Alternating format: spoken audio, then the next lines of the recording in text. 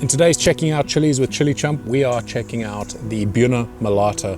I hope I'm pronouncing that right. I'm terrible at pronouncing these names, but it's a gorgeous looking pepper, and let's go and have a look at it in the greenhouse. This plant is just so impressive. It was one of the earliest that I had fruiting, and look at these gorgeous peppers. So there's a purple one over there, and there's one just turning. So you can see that is about to turn red, and there are a couple that are red on here.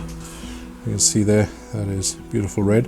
What I'm going to do is I'm going to pick a purple one and a red one, and we'll see if there's any difference in the taste, and also just see what we think. The leaves are fairly small, they're not a very big leafed plant, and the plant itself is not huge. Even though it's fruiting quite early, it hasn't got a massive stem, especially when you compare it to something like this over here, which is one of my super hots. That's a marugula. You can see that stem is so much thicker, but it's a nice little plant. I'm trying to get it to get bigger. It's not playing ball, so we might do a few changes next year and see if we can change things up a little bit and stimulate it to grow a bit bigger. But let's pick a few peppers. Like I said, we're gonna grab a red one. Looks lovely, and here's a purple one. Let's take those back to the table and try them out. So the chilies start out purple and they end up this dark red, and I think they might go even a little bit darker than this, but I mean, that's from the same plant. Look at that, that is just awesome. So I'm going to cut both of them up, and we're going to see what they taste like. I'm actually not too sure of the heat. As always, I try and go into these things fairly blind. The Buena Mulata is not one that I've tried before and not one that I've grown before. So let's cut it open. It's a thin-skinned pepper. Nothing too unique coming through in the smell. Just smells like fresh pepper. And that's quite interesting.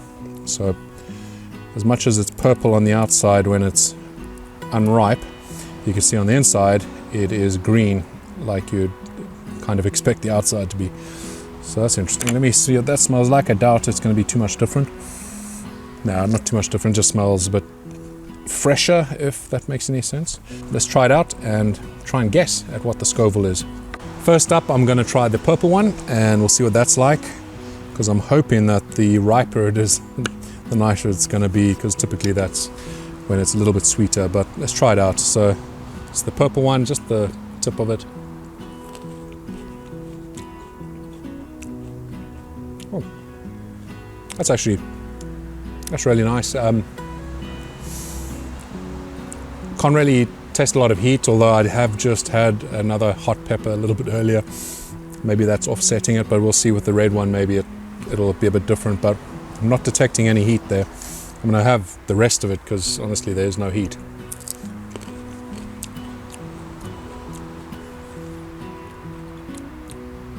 There's a little bit of heat coming through. There's a little bit of a floral taste, but nothing too hectic. You know, I don't like floral tasting peppers. A little bit of heat building now. I think the red one's going to be a little bit spicier than this.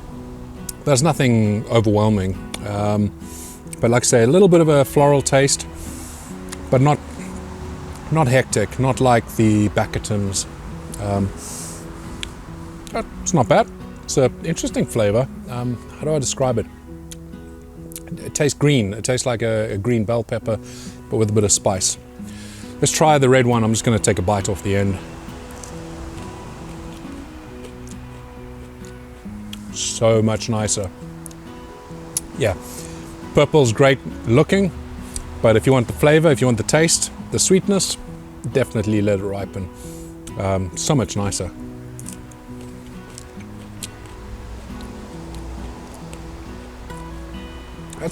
It's pretty impressive. I really do like that.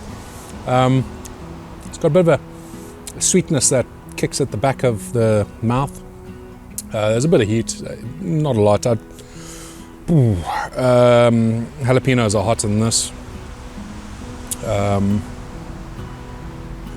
Maybe 1,000 Scoville, I'm not sure. I mean, there is some heat, there's detectable heat. It's on the tongue. Yeah, it's pretty much all on the tongue at the moment. But the initial sweetness is really nice.